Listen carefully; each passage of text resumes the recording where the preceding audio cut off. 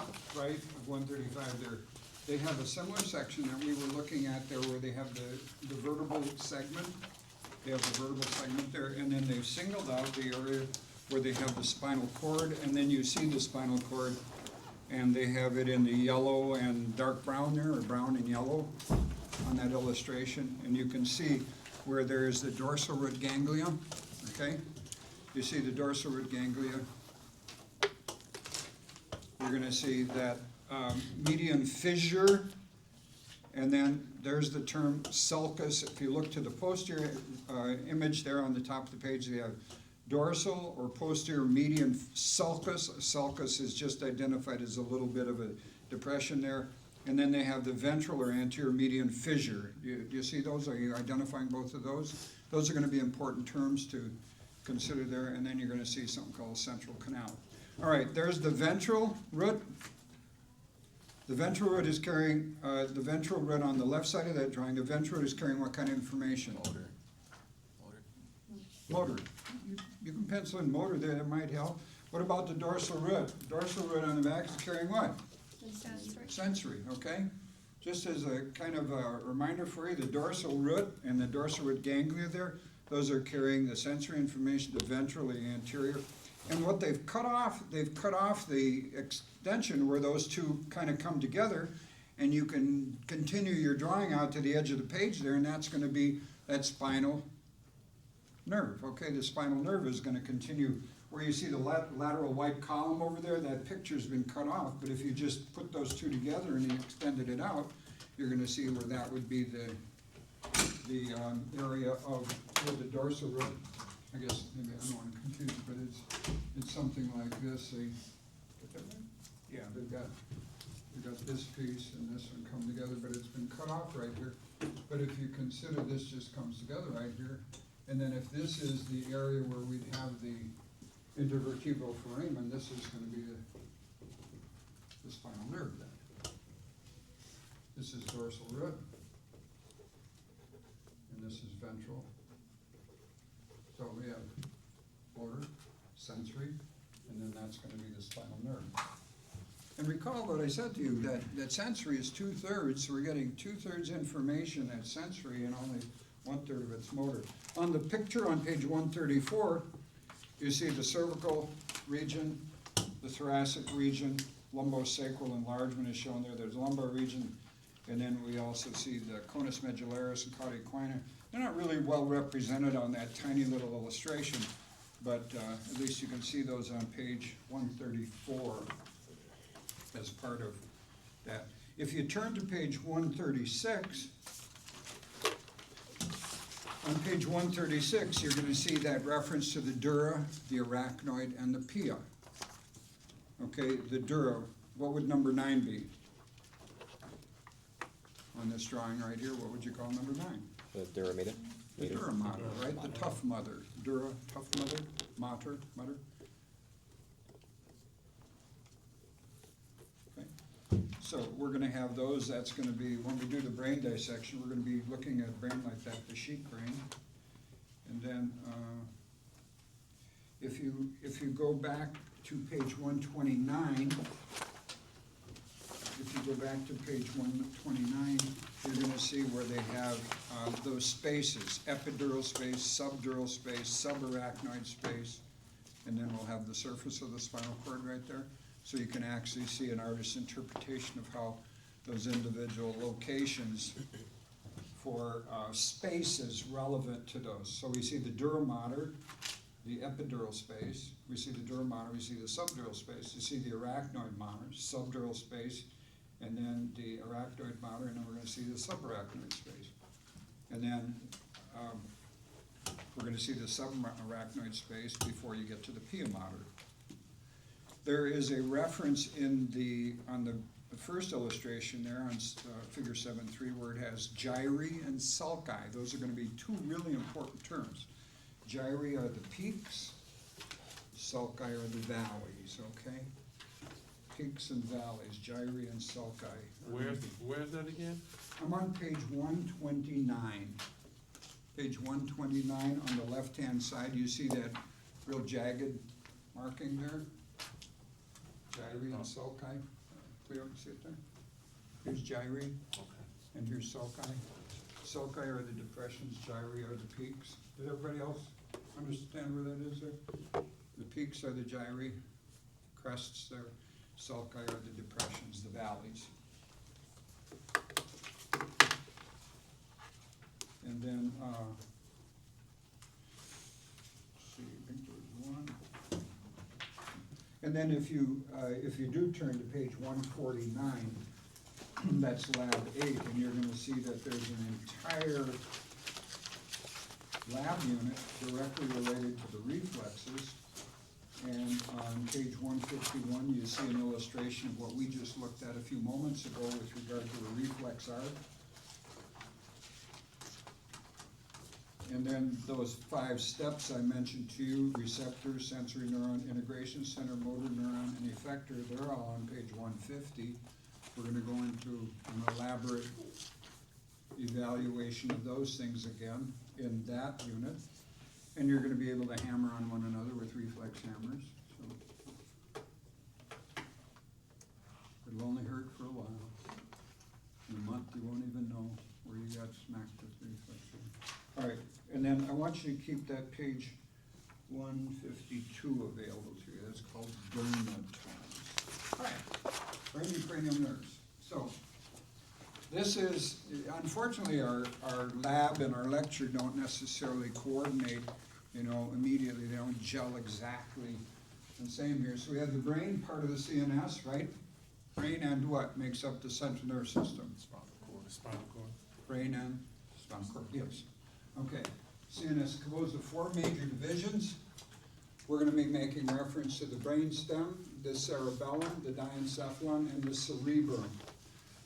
And so that kind of interesting the way they've laid these out with regard to that. The cerebrum probably being the part that you most commonly identify. Well, that's the brain. This is the cerebrum as being the major, big portion of, we talk about when we see the brain here.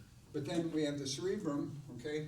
And then the cerebellum is this unit that's kind of a hangy-downy thing in the posterior aspect,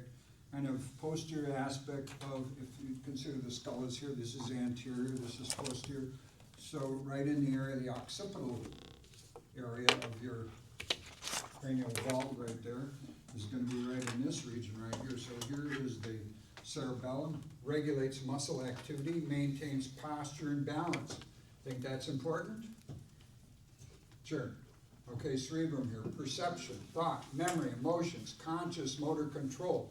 That's all taking place in this area which we refer to as the cerebrum.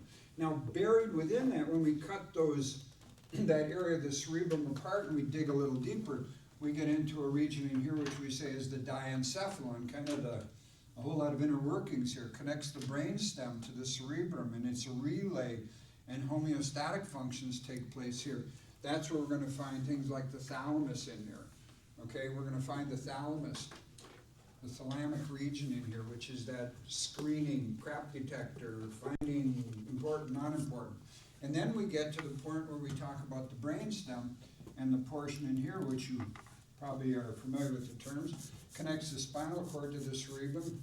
It is involved with homeostatic functions. Location of almost all of the cranial nerves are gonna be in this area. 10 of the 12 cranial nerves are down here in this brainstem area. So that's gonna be, you're gonna have to be somewhat well versed on what takes place here. Now, we're not gonna go through a lot of the information. This is embryonic development. We talk about development of the brain. Brain is part within the cranial cavity. 4 major divisions. We have the brainstem, the cerebellum, the diencephalon, and the cerebrum. You will have to be comfortable with these terms here. They're gonna be brought up in this lecture material, but we also pound away at them when we're in the lab as well. So it'd be a good idea to just get comfortable with what's going on here. Here's an illustration of an actual brain where we see, and this is gonna be somewhat similar to what we're gonna see with the sheep brain, except the sheep brain is a quadruped, which means what?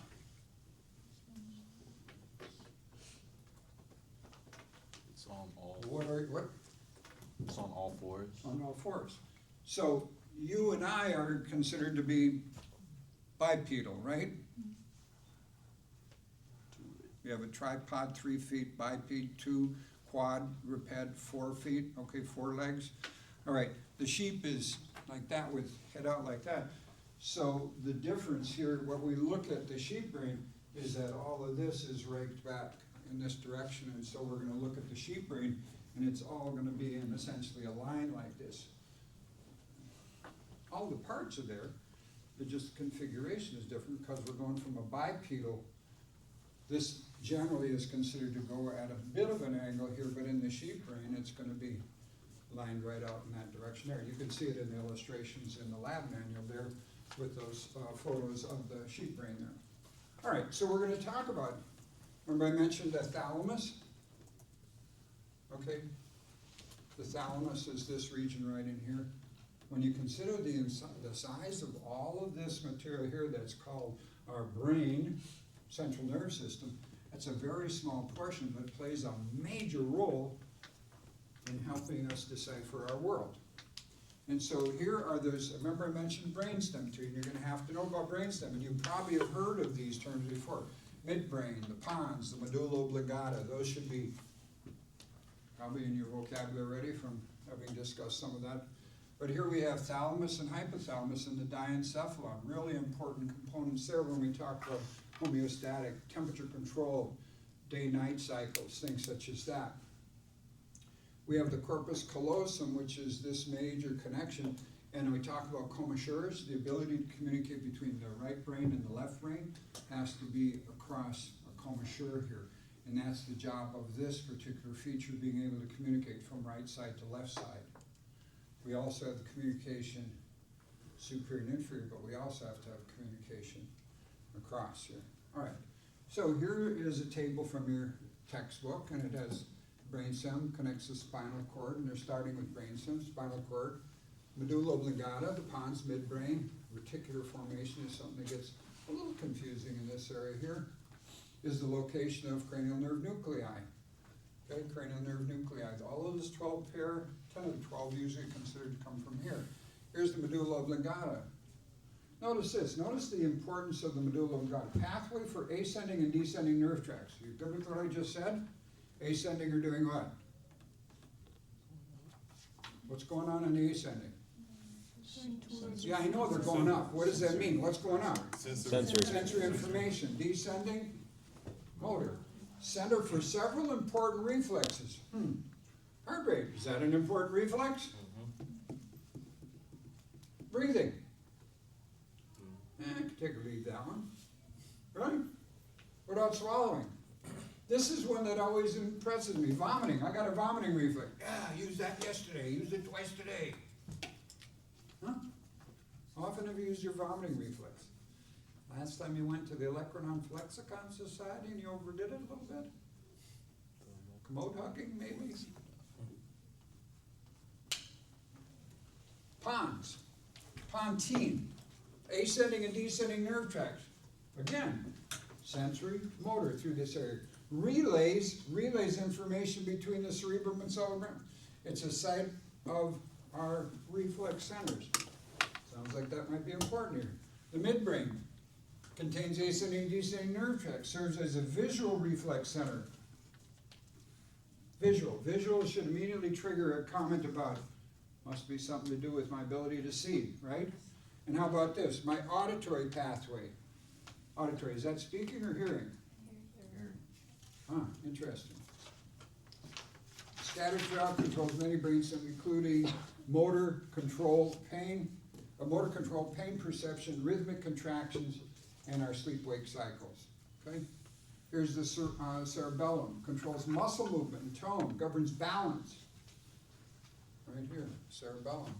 Intentional movement, involved in learning motor skills. What's intentional movement?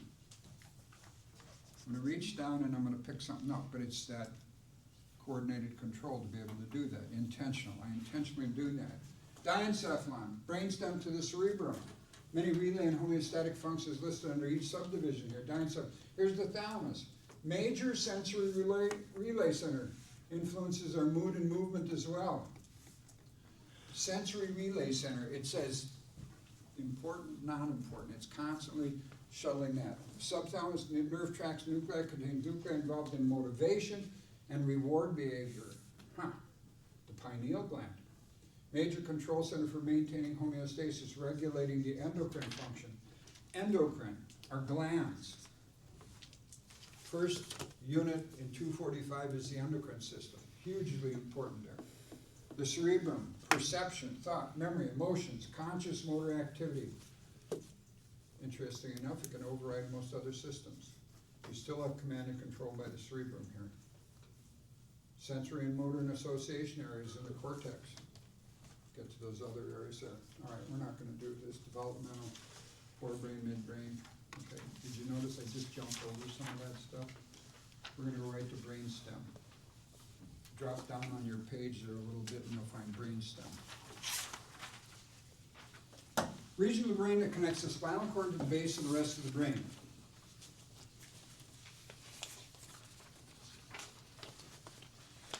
The major regions, here we go, the medulla oblongata, the pons, and the midbrain. It's gonna be real important to pocket that or package that real well. So remember, brainstem is the medulla oblongata, the pons, and the midbrain. Okay, also contains a reticular formation responsible for many essential automatic. I said automatic. Autonomic and automatic are oftentimes used interchangeably with this. Functions that are necessary for survival. What might that be? Breathing, heart rate, things such as that. So here's what that looks like, and I'd like to have you appreciate that when you're seeing all of these right here, these are the attachment points for our cranial nerves on this particular portion of the cranium. They're up in the, within the cranial vault there. And they've got, there's been some phenomenal amount of research that's been done. They have superior cerebellar peduncles, middle cerebral, inferior cerebral, median sulcus, nucleus cuneatus, nucleus gracilis, alveolus, superior and inferior colliculi. Those are gonna be some that you're gonna need to know. All right, so this is what this is gonna look like. Notice this, here are the diencephalon and the brainstem. Notice what they have. Cranial nerve number 3, 4, 5, 6, 7, 9. Understand? All in that area right here where we talk about that origin point for those cranial nerves that I've been pounding and pounding and pounding on here. Okay? All right, the medulla oblongata. The medulla oblongata is the most inferior component of this brainstem area here. It is then, we go to medulla oblongata and we're immediately into the spinal cord. So it has both ascending and descending nerve tracts. Discrete nuclei and internal gray matter, okay, the gray matter here, regulates, okay, what is the medulla oblongata about? Why is it important? Well, let's take a look. It regulates your heart rate. Rhythmic heart rate, right? What about blood vessel diameter? Did we talk about blood vessel diameter, how important that is?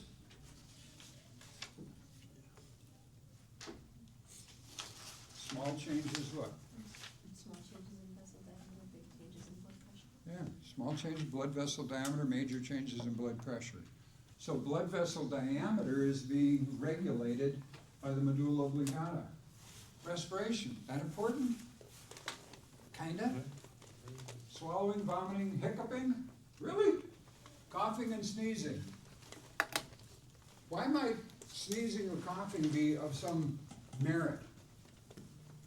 Why would you consider that you cough or don't cough, you sneeze or don't sneeze?